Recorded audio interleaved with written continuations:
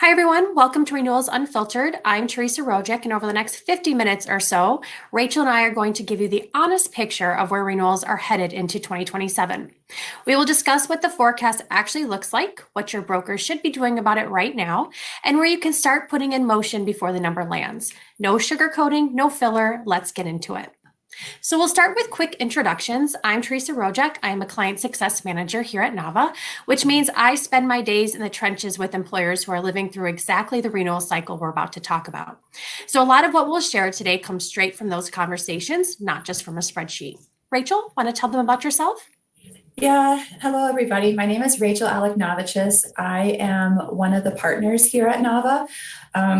Excited to kind of dive into this with you all. It's a very hot topic, but I started my career back in the day as a national accounts underwriter for a major medical carrier. So I really love diving into conversations about renewals and kind of some tricks or questions and buttons you can push to make it a little bit easier, because we all know they're not getting any easier just by themselves.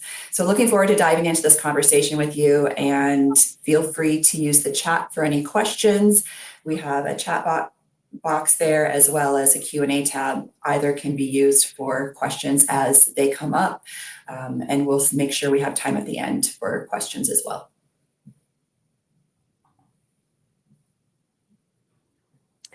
Great. So now taking a look at what we're actually going to cover today. Rachel's going to walk you through the forecast first, what the market is telling us, and what to actually expect heading into 2027. Then we'll get into what your broker should be doing right now and the questions worth asking them directly. After that, I'll take you through what you should have in motion before the renewal number even lands, so you're not starting from scratch when it shows up. And as Rachel said, we've saved time at the end for Q&A, so hang on to your questions. We want to hear them.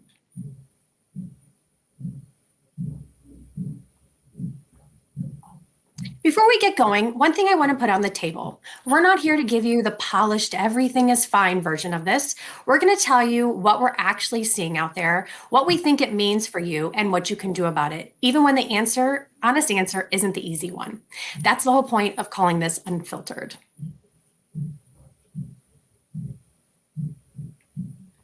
And I just want to take a second to name where you probably are right now in the renewal process, because I think it matters. You're likely somewhere between, I've heard renewals are going to be rough this year, and I genuinely don't know where to start. Honestly, both are completely fair places to be, and either way, you're in the right place today. Rachel, let's go ahead and dive in. All right. There we go. First, I wanted just to take a little pause before we get into the numbers. This is worth naming. The headlines that we're all seeing, it's because it's not just an industry trend. This topic is making front page news.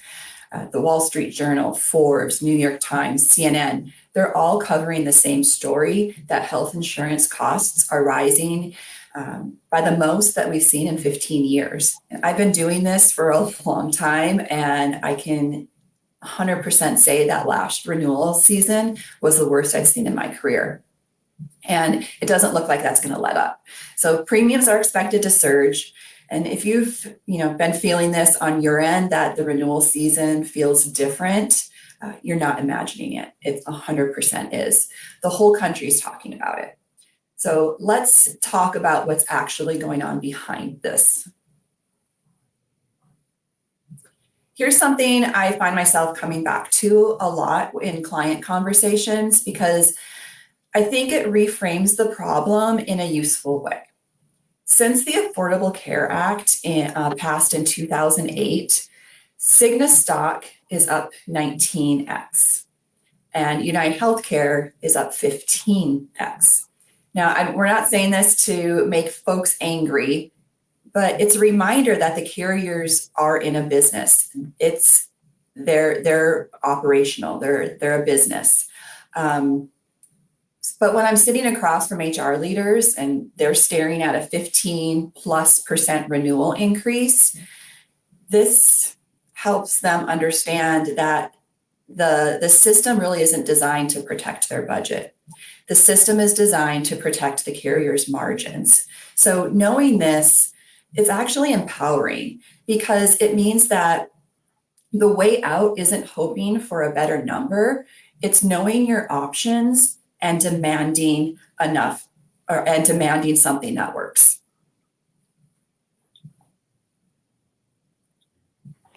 So here's where things actually stand. The numbers you're seeing on the right are from the 2026 plan year forecasts. These are published, they were published last year by major benefit research firms. And what they show is where the actual medical trend is landing, somewhere between 8.5% and 10%.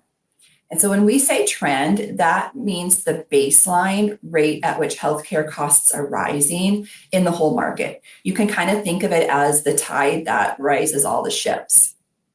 And regardless of your specific employee population, the baseline is where is the renewal increase that carriers are applying to your benefit plan. Of course, there's some exceptions and some gray areas in this, which we'll get into a little bit, but for the general topic, the baseline is trend. So this is going to make 3 straight years in a row where we're seeing trend at double digits. The 2027 carrier figures aren't available yet. They'll be published later this summer, so we don't have clean aggregate information quite yet, but we do have is early anecdotal reads from our own book of business. And what we're seeing is pointing to as bad or worse as last year. So as we get more information, we'll be sure to share it with our network. But we just want to be honest with you that regardless where the final number lands, some of what is in the renewal, you can't negotiate away. So trend is typically the floor, and then it's most of the time only going to go up from there. Again, exceptions to the rules, I'll talk about it a little bit, but if you're being told otherwise, it's not always the truth. And the bigger you are, the more you have a little bit of control or some negotiation power. Smaller groups, unfortunately, that trend renewal is typically your baseline because you're rated in that pool with the carriers. But the bigger you are, the more your own population's experience actually will factor in. And we'll come kind of back to that as well and why that distinction matters.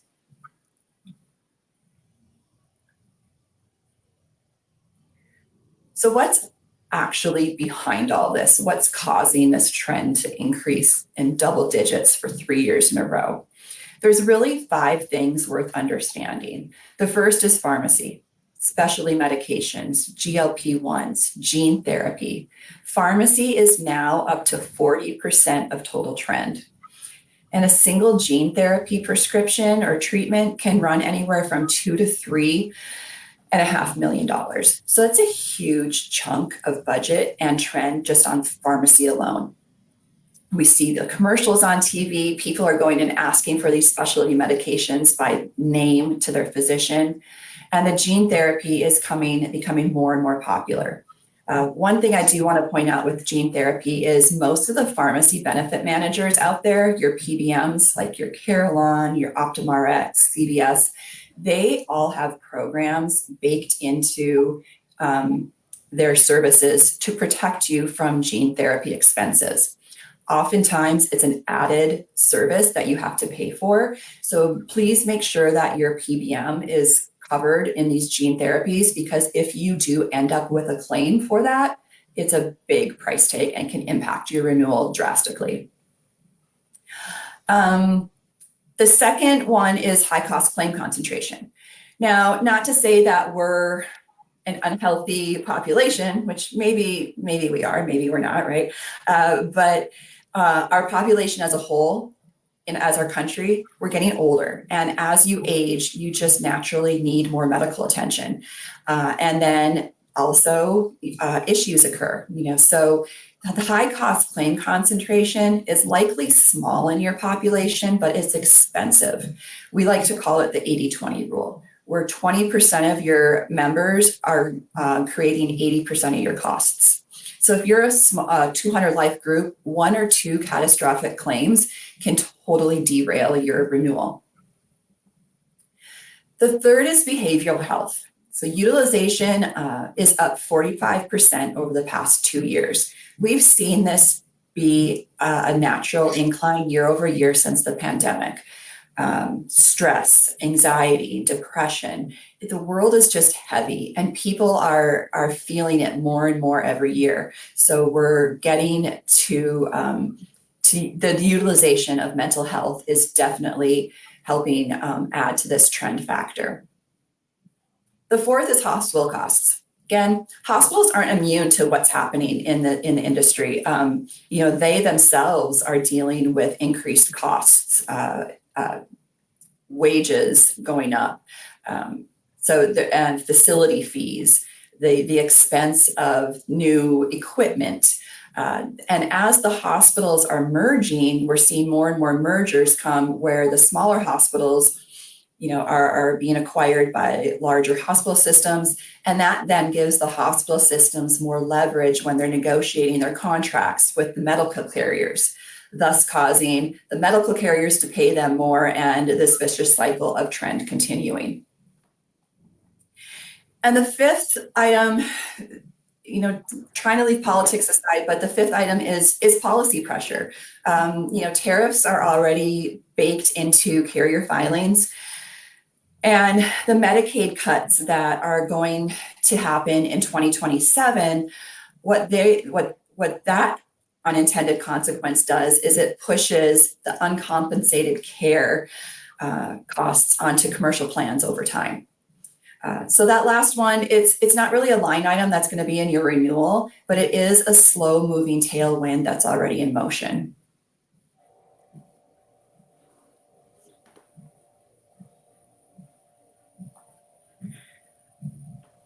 Okay, so who's absorbing the most of this pain right now? You probably already know, the mid-market fully insured. And medical stop loss premiums for those of you that are self-insured or level funded, those are up around 10%. And the small group filings are coming in at around 11%. So across our own book, we're already seeing fully insured groups land at 15% and above for 2027. It's early and it's a directional, but we're not seeing anything that suggests it's going to ease.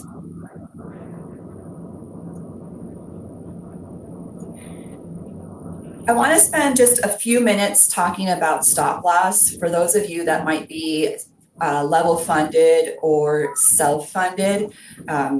This catches some employers off guard when they're not made aware.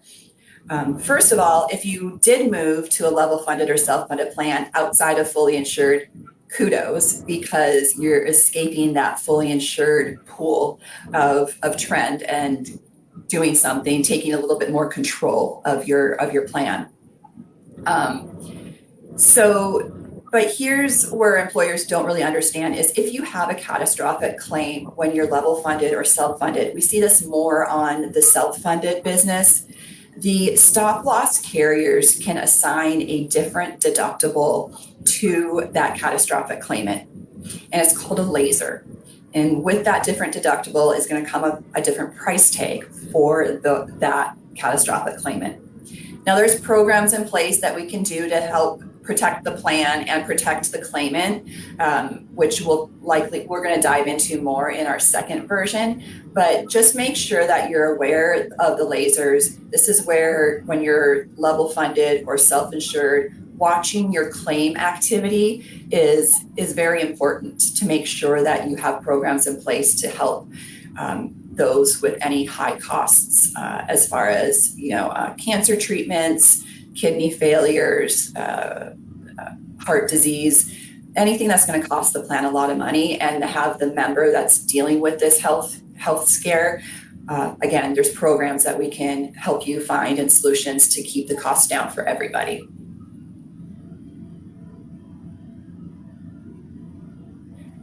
All right, so what does this actually mean when your renewal numbers show up? Let's say it comes in at 12%. The number isn't just one thing. It's really a few things. Right now, we're simplifying it. We're breaking it down to say it's two things. This is a very broad brush of underwriting. but it gives you an idea of kind of how the carriers are working your renewal. The one part is the underlying trend, and that's the portion we can't generally argue away. That's the part that's built in on assumptions that can, but the other part is the part that's built on the assumptions that we can, that can be challenged, and choices that can be made, like what are your claims experience? What's the trend factor that the carrier used?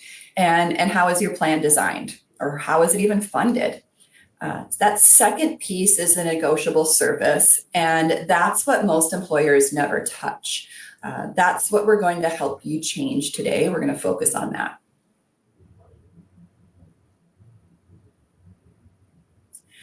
All right, and this brings me to your broker. So the most valuable work that your broker can do for you is going to happen before the renewal number even arrives. Ideally, you're having a pre-renewal conversation with your broker 3 to 6 months before your renewal, depending on your situation. That aligns on strategic options, where the market is, and where you are as an organization, and we'll put a plan into place for when the renewal is received. So I kind of want to walk you through what that actually looks like, and give you the language so you can use it to help in this upcoming renewal season. Concretely, here's what should already be happening on your behalf. Again, that pre-renewal is key in order to align and get you understanding the market. And then a claims analysis before the renewal comes in. Where are the claims? What's happening? Do we have any catastrophic claims? What about benchmarks? How do our benefits align with our peers or with the benchmarks in general? Are there alternative funding options or methods, and now I can say it, that would work for us and our employees?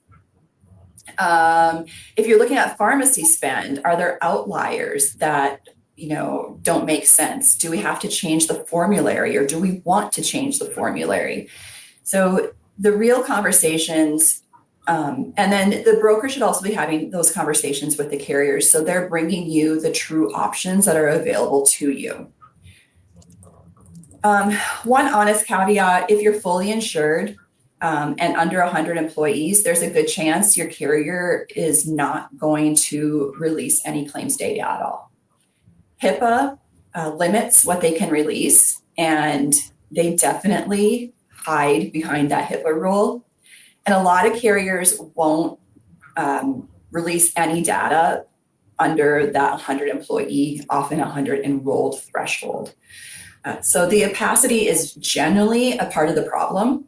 And it's one of the strongest arguments for looking at going to an alternative funding model that can actually give you the visibility on what your utilization looks like. But here's what I want the smaller groups to know, because I think a lot of brokers don't talk about this enough, is there is data that you can ask for, even if you're a small, fully insured employer. So quick side story is I was working with a prospect. They weren't yet a client of mine. And during our conversations, they were telling us, we don't really know what our utilization is. They're about 130 employees. They're fully insured. And as we got into conversations, they were telling me about their renewals and how they're up and down and not really making any sense. And I looked at the HR director and I said, I think just my gut is telling me that your loss ratio and your plan is probably performing a lot better than you think it is. And he nodded and said, yeah, it could be. I don't know. They won't tell us anything. So once they became a client, we worked through this last renewal with them. And I asked the carrier for 3 things. I asked them for their loss ratio for the past 12 months and how many large claimants they had and what their pooling point was. And so the carrier gave it to me. The carrier is not going to openly deliver, unfortunately, this information. But if you know what your medical loss ratio is, that's so insightful. If you know whether or not you have any large claims, that too is helpful. So this particular group, we asked for their loss ratio, and it came in at 54%, I think, 54, 57, under 60% loss ratio. That means, or let me back up. The carriers, when they are doing your renewals, they are targeting a loss ratio of 85%. That means for every dollar that you're paying in premium, they're taking 15 cents for their margin, okay? This group had a loss ratio under 60%. And the carrier's asking them for an almost 10% renewal. I said, no way. There's no large claims. They have a 60% loss ratio. There's no renewal. If anything, we probably could have negotiated a rate decrease. They're deserving of a rate decrease. However, I don't generally like rate decreases because they tend to bite you in the back end later, but we were able to get them a rate pass rather easily because we could see and argue that at a 60% loss ratio, even if you have 15% trend, next year you're going to be at 75%, which is still well below your target at 85. So that information of the loss ratio, knowing there's no large claims, super helpful to negotiate. So if you're under 100 employees and you're in brokers telling you there's nothing to look at, you can push harder, because I have never had a carrier tell me they can't get me the medical loss ratio. They might argue, but they eventually will get it to you. That and knowing how many large claims is going to be super insightful and helpful to understand why your renewal is what it is. And then finally, one last thing on this is most brokers, or a lot of brokers, a strategy that they will offer is to market your plan every year. And that ultimately only hurts you. And here's why. So the carriers track who they see come in for quotes every year. They are keeping a log. Oh, I've seen this group for the past 3 years. They're still with Aetna. They're just doing a market check. They might run you through their model and give you an uncompetitive quote, or, which is happening more frequently now, they're going to say, I don't have time to put into this. I'm going to decline to quote because it's just a bid check. I'm going to focus my efforts on groups that are actually potential clients. So the bidding every year, we really advise against it, and try and build a strategy and get more information from your carriers and settle in on a carrier partner versus going out to bid every year. Small group under 50, that's a different cycle. Unfortunately, the carriers will oftentimes push you to bid every year. But if you're in that, 75 to 100 space, I would suggest trying to push back and get some information before you're going out to bid every year.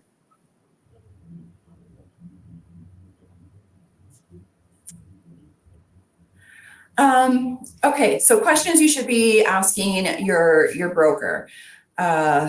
This is a good slide to screenshot so you can take it back with you, although we will be sending this presentation out as well. But there's 5 questions that we think are important to be asking. What are you seeing across your book this year? Give us kind of an idea of what we need to be aware of or budget for. Have you ran a claims analysis for us yet? Or is there enough information for a claims analysis? Is there any type of information that we can get on how we are performing? Are there alternative funding options that could potentially work for us? Have you ran that? If it doesn't work, why? And then what are your recommendations for cutting costs without cutting coverage? We all know that you can change deductibles and copays, but that's really not moving the needle enough. And all it's doing is pushing those costs onto employees, which we all know they do not appreciate. And then asking what the trend factor is. So the carriers have gotten a bit smarter on this, and when we say trend is between 8.5% and 10%, that's typically the trend factor that carriers are using. A few years ago, it used to be all over the board, but carriers caught on that brokers and even clients are aware to ask. So generally they're aligned, but it's good to just confirm and ask what that trend factor is, because if it's out of range, we can negotiate that and push them to change it. But most importantly, that loss ratio. You want to know what your medical loss ratio is, because that is going to tell you how your plan is running in the carrier's eyes, and what type of renewal you may expect, or what they think you're going to deserve. On top of the loss ratio, if you can get your claim information, I would ask to understand your claimants and if you have any catastrophic claimants. Because if you are a client, a group, say you're 100-ish, 120 employees, and you've been running really well, getting pretty steady, solid increases, and then all of a sudden you spike and you're getting a 20% increase, don't know where this came from. It could be that you had an incident hit your plan. Maybe it was a preemie, maybe it was somebody that had heart surgery. It was what we like to say is a shock claim. Oftentimes, underwriters will keep that shock claim, that amount that was paid out, as your starting point for them to do the renewal on top of, which isn't fair, because that shock claim is not going to reoccur the following year. Those expenses are over and done. Yes, they're trying to recoup some of their money. No, that's not fair. So what we like to do is make sure that shock claims were removed before the renewal is calculated. And so along with your loss ratio and knowing your claims data, that's why another important reason why we're asking for that, to make sure that they're starting their renewal calculation in a fair place. Okay. I'm just gonna check questions really quick because I saw some coming through here. Okay, blogs. Okay. All right, so what to look out for? A quick gut check on whether you're getting what you need. So some of the green flags that we like to see is that your broker shows up to your renewal conversation with alternatives ready to go. They have modeled options out for you. They have your claims data. They're pushing hard to get information, pushing back on the carriers. They're talking plan and funding alternatives with you before the numbers even land. So they're getting a plan, and you're building a strategy together for your renewal. Some red flags is that you're handed a renewal number and you don't have anything else attached to it. I've seen where HR gets the carrier PDF summary photocopied to them, and this is it, and they're told to make sense of it. They tell you that it's just another high renewal season, trend is really high, and they don't offer you a path forward. You only hear from them once a year, and they simply can't explain how the carrier got to that renewal figure. So that's everything I had for you. Haley, or is there stuff in the chat? Okay. So Teresa, I'm going to hand it back to you to finish up. Great. Thanks, Rachel. I want to leave you with something to sit with before we get into the checklist itself. If you wait for the renewal letter to start these conversations, the leverage is already gone. Employers who start now have real options, while employers who wait are just reacting to a number someone else set. So let's talk about how to make sure you're in that first group.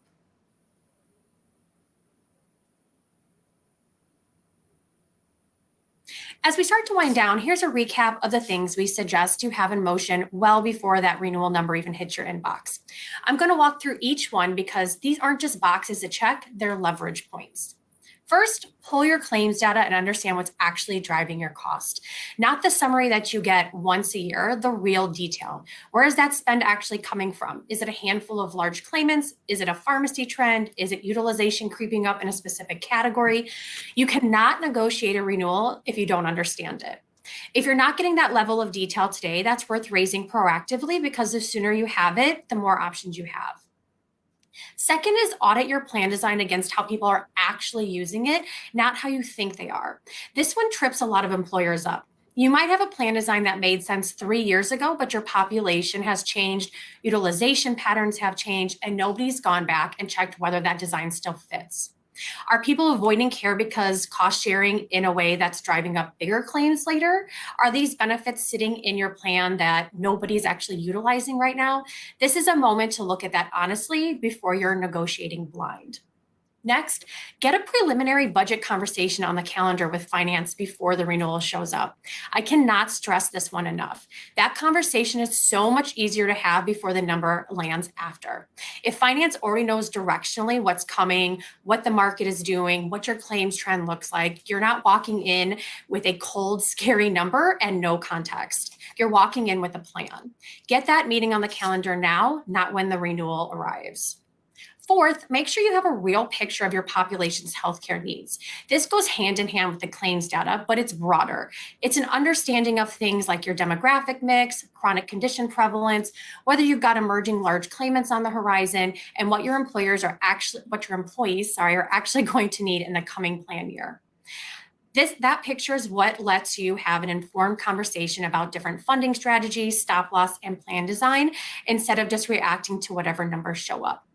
And then lastly, get yourself benchmarked against the market now, not when the renewal comes in, now. You want to know where you sit relative to employers your size, your industry, your geography, before you're under pressure of a deadline. So that's the list. 5 things of them, all of them doable before the renewal letter even lands.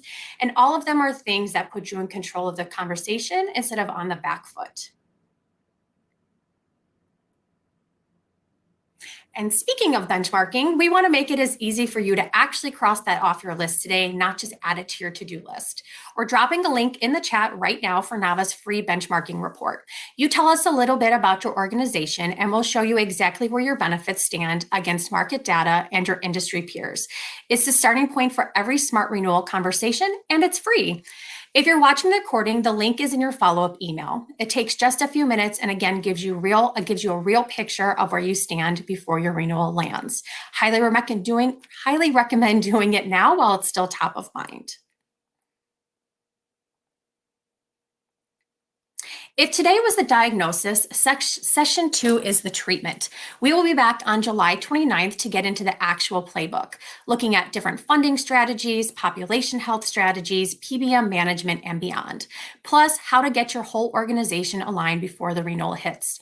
The registration link is in the chat and will be in your follow-up email as well. We'd really love to see you there.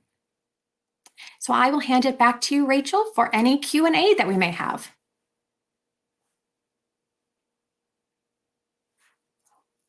I'm on mute talking to myself. Okay, so I answered one of the questions that came through about a trend and the trend factor of 8.5 to 10%. I think the question was, kind of understanding what that means. So the trend factor, just to clarify, that is the minimum amount that the carriers are going to add on to your current costs, essentially. So if you're paying $100,000 for your medical plan today, they're going to add on 8.5 to 10% of that before they start making any other adjustments. So demographics, to inflation, whatever, they have all these different adjustments that are built into their rating models, but that 8.5 to 10% that's the minimum starting point of your cost increase. Any other questions that came up? See that the chat was kind of active.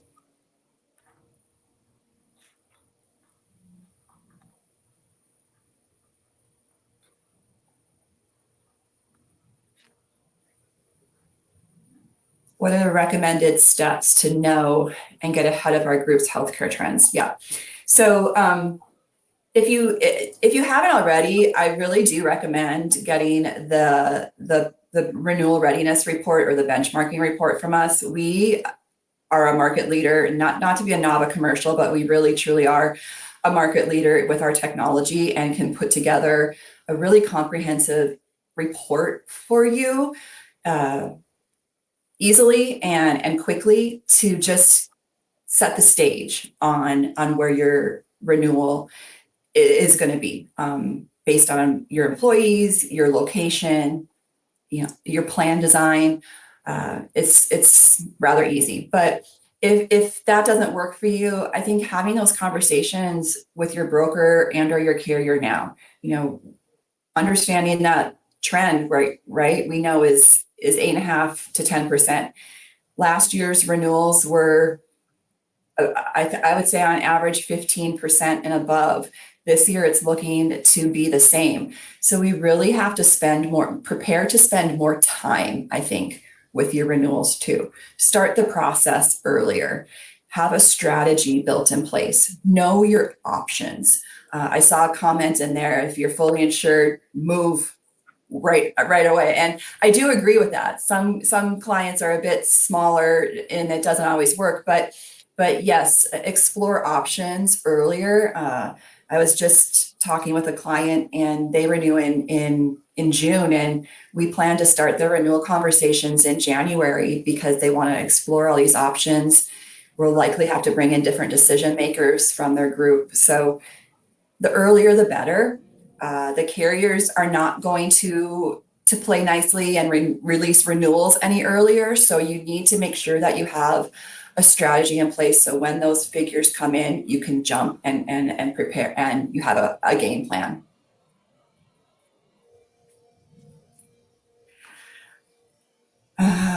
What are your recommended steps to get it to know and ahead of the group's healthcare trends? Unfortunately, the trend is made up of so much more than us, right? It's all of the things that we talked about, those top 5 cost drivers are coming in together and causing this to happen. But for a specific group, I think we can look at our pharmacy costs, right? And understand the prescriptions that employees are taking. There are a lot of alternative medications out there.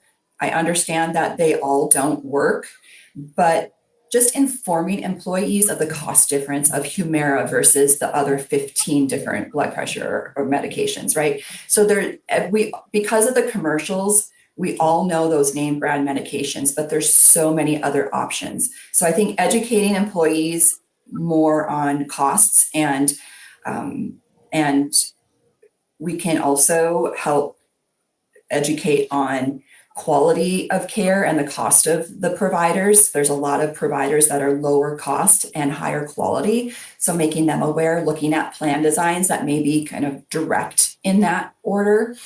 And helping your employees maintain their health. So making sure that they're getting their physicals, having some of these voluntary programs in place to reward them for getting their wellness program, their wellness checks.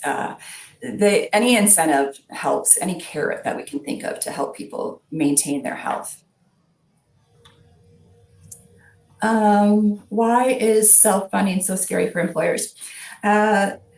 A lot of employers are afraid of self-funding. I think I've talked to some who just had a bad education around it. They didn't fully understand it. I think a lot of employers think that the cost spike is going to be too high for them, that they're on the hook for all of these claims hitting at once. And so I think the scary part comes in with there's lack of education is the most part. There are a lot of protections in place for self-funding. The administration is a little bit different, but with the right planning and discussion and education, we've seen a lot of success with it for groups that just want more insight and take control of their plan.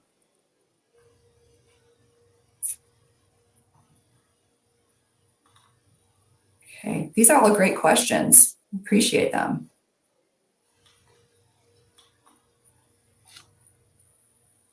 Thank you, Haley, for directing me to them. Oh, one more. How do you look at wellness offerings to help bring them down? Oh, with help bring down claims, cost and benefit analysis with some of these wellness programs. Yeah. So, wellness programs are tough. They were all the rage a few years ago, right? Everyone wanted wellness programs. I think now it's a lot of people are feeling like it's one more thing to do, and we're already overwhelmed.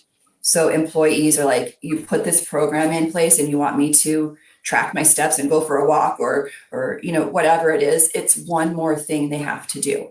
I think I love wellness programs, but I think we have to revise them to make it easier and make people feel like they're being helped. I personally believe a lot of the wellness starts mentally before they can even get to the physical. If you are stressed, if you're dealing with financial problems, if you're doing all this, you're not in the mental space to participate in anything else. You have to get out of whatever that space is. So I personally believe that focusing on mental wellness, and then we can tack on to that and make sure that, we have the right culture that employees are taken care of, and then just start slowly. We have clients that reward just for going to get your physical, like just easy stuff like that. Educating on how to make easy choices for eating, maybe share a quick recipe roundup or something. But I think, the walking challenges and everything that we used to do during COVID, it's gotten to be a little bit too much for employees to appreciate and participate in.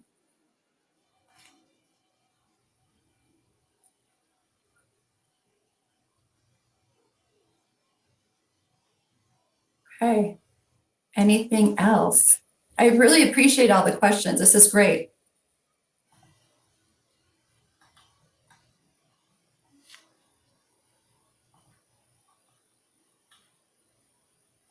That looks like it might be it. Mm-hmm. Okay. Well, thank you all. We will be sharing this link. If there are other questions, please reach out. We have, you can reach out through our website, or if you have our contact information, happy to share that. But we're all in this. We're here to help you. There are solutions. It may take a little digging, but that's what we are here to do, and happy to help get through this another tough year with you. So good luck, and thank you for joining us today. Thanks, everyone.